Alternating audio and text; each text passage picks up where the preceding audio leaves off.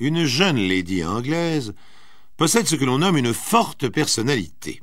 Indépendante, fantasque, égoïste même, jolie, riche, elle veut vivre sa vie à sa manière en ne respectant plus rien des bonnes manières qui font l'orgueil de sa famille et du monde où on l'a élevée. Et un beau jour, elle décide de partir. « Virginia, ma chère, depuis votre retour de Londres, je ne vous reconnais plus. »« Mais oui, mère, j'ai changé. Tout le monde change. Il y a eu la guerre. Je ne sais pas si vous avez remarqué ce détail. »« Vous moquez de moi, Virginia ? Ces 4 années dans l'armée vous ont complètement transformé, à un tel point que vous ne pouvez imaginer. J'ai enfin compris l'existence. La vie est trop courte pour être gaspillée. La beauté disparaît comme la rosée au soleil. C'est pourquoi je vous annonce que je quitte l'Angleterre, que je pars pour aller vivre au Kenya, une terre libre, sauvage, peuplée d'animaux indomptés, tout comme moi. » Lady Wellston, par la fenêtre du salon, examine le parc de leur manoir, les terrasses, les statues, la pièce d'eau, les bois touffus qui bordent la propriété. « Et de quoi vivrez-vous, Virginia, si je veux me permettre cette question? Mais tout simplement de la part d'héritage que père m'a laissée en disparaissant. » »« Votre part? Mais il n'y a pas de liquidité. Pour réaliser ce qui vous revient, il faudrait vendre une partie du domaine. Eh bien, vendez, mère chérie, vendez, et ne vous mêlez plus de mon existence. » Lady Wellston considère sa fille aînée avec un étonnement stupéfait. Est-ce bien elle qui a mis au monde un tel monstre d'égoïsme? Mais enfin, vous oubliez que je dois assurer la fin des études de votre sœur Diana. Débrouillez-vous, mère chérie. Chacun pour soi et Dieu pour tous. Mais Lady Wellston ne se laisse pas impressionner. Elle parvient, en hypothéquant ce qui peut l'être, à emprunter la somme nécessaire pour donner à Virginia la part de l'héritage paternel qui lui revient. Et celle-ci, nantie d'un revenu confortable, prend le premier bateau pour l'Afrique australe. Mère chérie ne juge pas utile de venir lui souhaiter bon voyage à Liverpool. Une fois arrivée à destination, Virginia, au bout de quelques mois, donne des nouvelles épisodiquement. « Mère chérie, je vous annonce que je suis en pourparlers pour créer un hôtel de grand style à Mombasa, un ensemble très original qui fait complètement défaut ici. Mère chérie, après tous les ennuis que j'ai eus pour tenter de créer l'hôtel que je projette de construire, je viens d'acheter quelques milliers d'hectares pour me lancer dans la culture du café. Mère chérie, vous serez sans doute heureuse d'apprendre que je viens de me marier.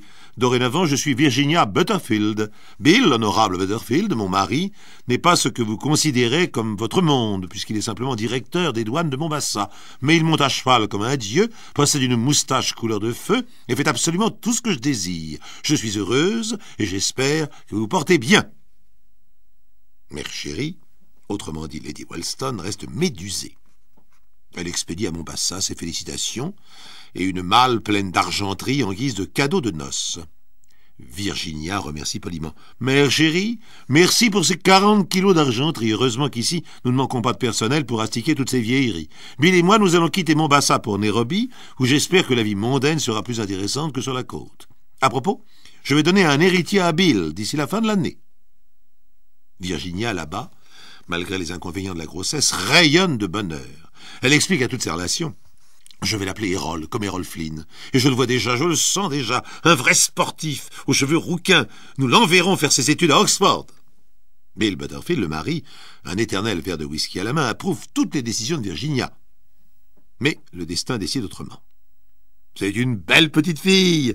annonce le médecin quelques mois plus tard, juste après que Virginia ait donné le jour à son premier enfant. « Une fille, vous voulez rire? Mais non, regardez. Une belle petite bonne femme qui a déjà des cheveux, une ravissante brunette, tout le portrait de sa mère. Posez-la dans son berceau.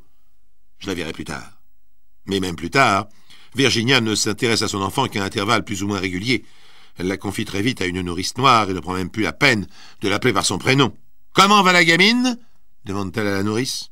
« Va pas très bien ce matin, elle a mal au ventre. »« Oh, sûrement rien de grave, » affirme Virginia, tout en se polissant les ongles. « Si elle ne va pas mieux demain, nous appellerons le médecin. » L'enfant pousse cependant tant bien que mal et devient très vite une jolie petite brune aux yeux couleur de violette qui rit facilement. Virginia donne par courrier des nouvelles à la grand-mère. « Mère chérie, voici quelques photographies de Mélanie que Bill a prises l'été dernier. Décidément, je n'arrive pas à m'intéresser à cette gamine. Je voulais un fils, et même au bout de 3 ans, c'est plus fort que moi. D'ailleurs, entre parenthèses, je suis à nouveau enceinte, et je compte bien que cette fois ce sera un Hérole roux et bien bâti. Lady Wellston expédie une timbale, un hochet, une cuillère en argent aux armes de la famille et aux initiales de Mélanie. Mais elle est outrée de l'attitude de Virginia. Outrée sans être surprise. Depuis longtemps, elle se dit que Virginia est une fille sans cœur. 2 mois plus tard, une nouvelle lettre arrive du Kenya, toujours aussi laconique. « Mère chérie, je suis décidément marqué par le destin. Mercredi dernier, 16 mars à 17 h, j'ai donné le jour à une seconde fille. Mais au moins elle ressemble à son père, et sa chevelure promet d'être du plus beau roux. Nous l'avons baptisée Béatrice, comme la mère de Bill. » Lady Wellston, une nouvelle fois, envoie un hochet d'argent accompagné d'une timbale et d'une cuillère aux armes des Wellston. Elle se demande si elle verra un jour ces 2 petites filles lointaines. C'est pourquoi elle prend son stylo de grande marque et jette quelques mots sur du papier à lettres mauves. « Ma chère Virginia, j'aimerais assez connaître Mélanie et Béatrice, et je pense qu'il serait temps aussi que je fasse la connaissance de l'honorable Butterfield, votre époux. Un changement d'air ferait du bien aux petites. Je vous suggère donc que vous veniez tous pour passer quelques semaines à la maison. Vous verrez tous les changements. » Virginia répond au bout de quelques jours. « Mère chérie, je ne pense pas que cette année encore nous puissions venir vous rendre visite. De toute manière, je dois vous prévenir que malgré tous mes efforts, je n'arrive pas à m'habituer à la présence de Mélanie. Cette enfant m'est complètement étrangère. J'en rêve la nuit, et je ne parviens pas à surmonter le dégoût qu'elle m'inspire pour avoir pris la place du petit Hérole que j'attendais. » Lady Wellston relit cette lettre sans comprendre. Elle appelle sa plus jeune fille, Diana. « Lisez cette lettre. Virginia serait-elle devenue folle ?» Son attitude est incompréhensible, avoue Diana incrédule. Cette idée fixe, de donner naissance à un nouvel Errol Flynn, on dirait qu'elle est en pleine folie. Diana réfléchit puis conclut. Après tout, dans la généalogie des Wellston, les originaux ne manquent pas, et certains ont même fini leur vie dans des camisoles de force. Mais les lettres suivantes, en provenance du Kenya, ne sont plus signées de Virginia, c'est son mari, Bill, qui tient sa belle-mère informée. Aussi invraisemblable que cela paraisse, Virginia est obsédée par Mélanie. Elle ne peut plus la voir, ne serait-ce que quelques instants. Elle en rêve la nuit, et le mois dernier, j'ai dû la faire hospitaliser. Mais dès son retour à la maison, elle est retombée dans une profonde dépression. La seule solution est donc de confier Mélanie à des personnes de confiance, qui ne demandent qu'à lui donner l'affection que Virginia est incapable de lui assurer. J'ai donc décidé de la confier à un couple d'amis, Suzanne et Timothy Jenkins, des fermiers sans enfants qui désirent l'adopter. Lady Wellston, en apprenant cette nouvelle, pense s'évanouir. Quoi? Virginia veut abandonner sa fille aînée sous prétexte qu'elle espérait un nouvel Errol Flynn. Mais elle est devenue folle. La grand-mère répond par télégramme. Choquée par annonce abandon, Mélanie stop. Espère par retour courrier annonce annulation. Décision inqualifiable stop. Prête à m'opposer par tous moyens légaux à cette folie stop. Signé Marquise Douairière Wellston. Mais Virginia, au fond de son Kenya sauvage, ne tient aucun compte de la légitime indignation de sa mère. Celle-ci, sur son papier mauve, présente des arguments plus détaillés. Elle offre de prendre Mélanie avec elle pour en assurer l'éducation, loin de sa mère indigne. Diana, la sœur de Virginia, qui est à présent adulte et qui est encore célibataire, fait même une contre-proposition. Elle offre d'adopter Mélanie. Bill répond par télégramme. Décision irrévocable, stop.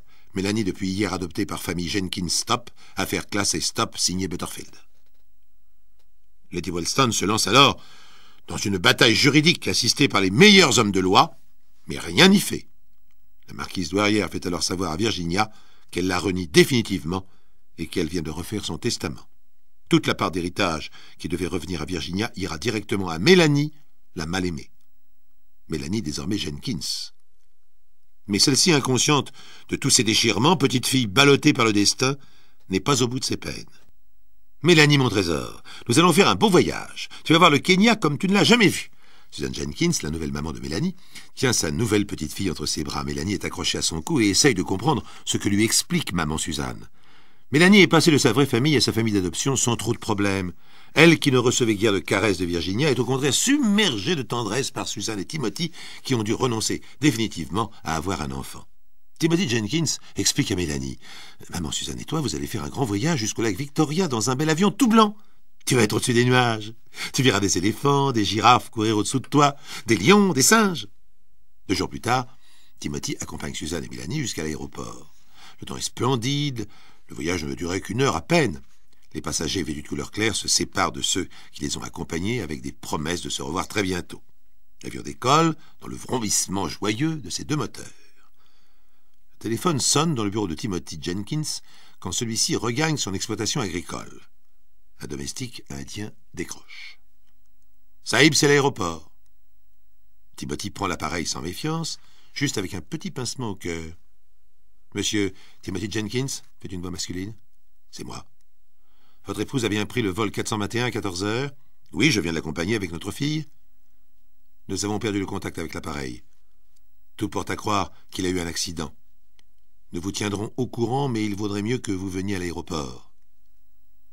Timothy saute dans sa voiture et conduit dans un état second jusqu'au bureau de la compagnie. Quand il arrive à destination, le responsable lui dit simplement « Nous venons de recevoir un message radio. Pour une raison inconnue, l'appareil s'est écrasé dans la brousse à une centaine de milles du Mont Kenya. Une équipe de secours vient de partir pour essayer de retrouver des rescapés. »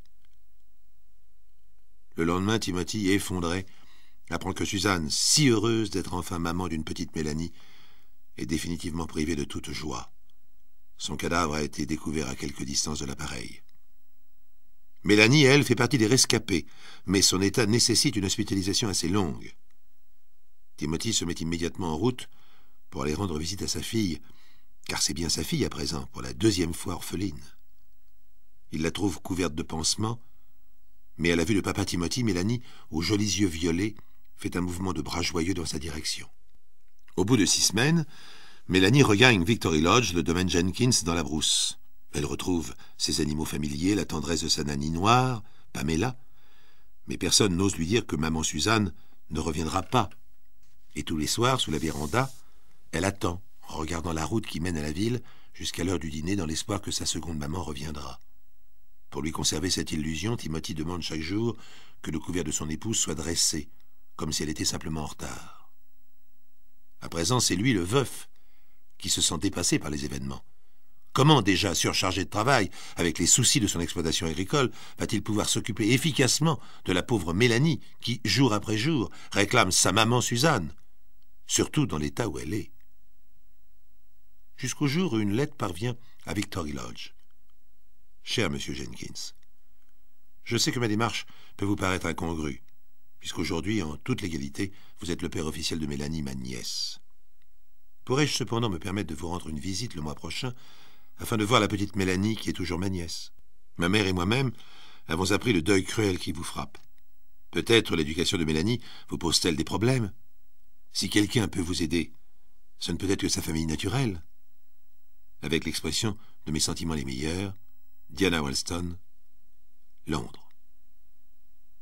Timothy, presque par politesse, répond que Victory Lodge est entièrement à la disposition de Diana. Celle-ci, le mois suivant, en débarquant chez Timothy, pousse un cri. Mélanie, rescapée de l'accident d'avion, porte sur le visage les traces des brûlures reçues dans le crash. Seuls ses yeux couleur de violette rappellent la beauté de sa mère indigne.